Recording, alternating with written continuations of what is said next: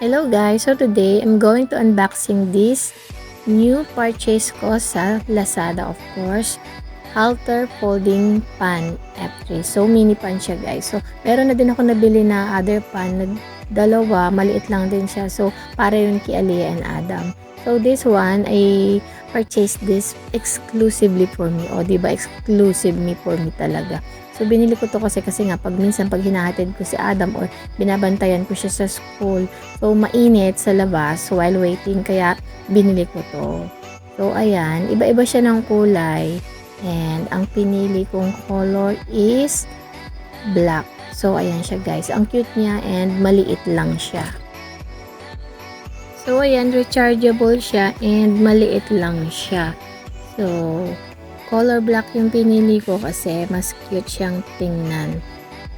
And meron siyang kasamang manual and ayan, meron din siyang kasamang lanyard. So pwede niyo siyang isabit sa leeg niyo while walking kasi nga 'di ba mainit. So ayan, meron din siyang kasamang USB charging cable niya.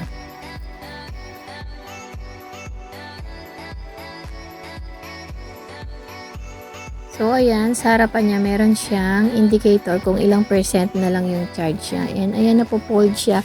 And, meron din siyang stand. So, pwede niyo siyang itayo. And, meron din siyang, ayan, so, naihahaba siya. And, at the same time, meron siyang kasamang phone holder. So, pwede niyong ilagay yung phone niyo dyan habang nanonood kayo. It serve as stand. So, stand din siya. And, at the same time, mini pan din siya. Very cute siya guys and very handy kasi nga maliit lang siya, and even maliit siya, malakas din yung hangin niya. So meron siyang 1, 2, and 3 na pinakalakas ng kanyang air na kayang ibigay sa'yo. And at the same time, meron siya, ayan yung kanyang charging cable. So saksak mo lang. At the same time, meron siyang USB. So meron siyang input at output.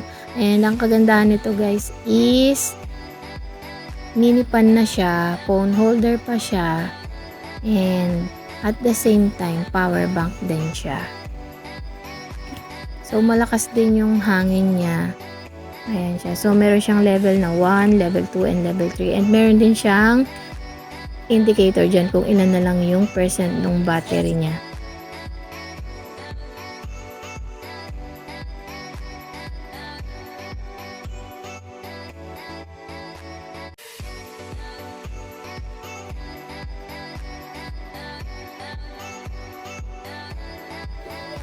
So, ayan yung kasama niyang lanyard. So, pwede niyo siyang isabit sa leeg niyo. So, actually, pag ginamit ko siya, nakasabit lang siya sa leg ko the whole time. Minsan, kapag nakabantay ako sa school. So, habang nagbabantay ako sa school, so, gamit-gamit ko siya and hindi ko na siya pinapatay. And it can last up to 3 hours yun. So, almost 3 hours ko siyang nagagamit ng tuloy-tuloy and hindi pa siya nalolobat. So, meron pa siyang percentage na natitira. So, hindi ko pa siya namamax ng gamit. So, hindi ko pa siya alam kung gaano siya katagal mauubos yung 100% niya. Pero, dun sa na-try ko, 3 hours, almost 3 hours ko siyang ginagamit and hindi pa siya lobat at may natitira pa din siyang charge.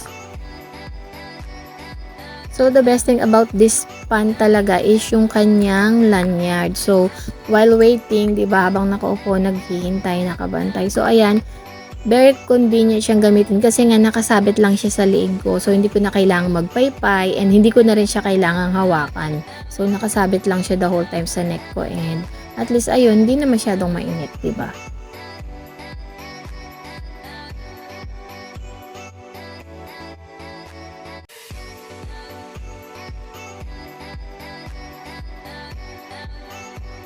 So, aside sa mini pan, phone holder, so 3-in-1 siya guys. So mini pan, phone holder, and at the same time yung na-mention ko a while ago na meron siyang input at output. So ayan, pwede din siyang power bank. So mini pan, phone holder, and at the same time power bank din siya guys. So just in case na malobat kayo, 'di ba? So meron ka pa ring power bank. So ayan siya. So full bar ko pa kasi yung phone ko na yan eh.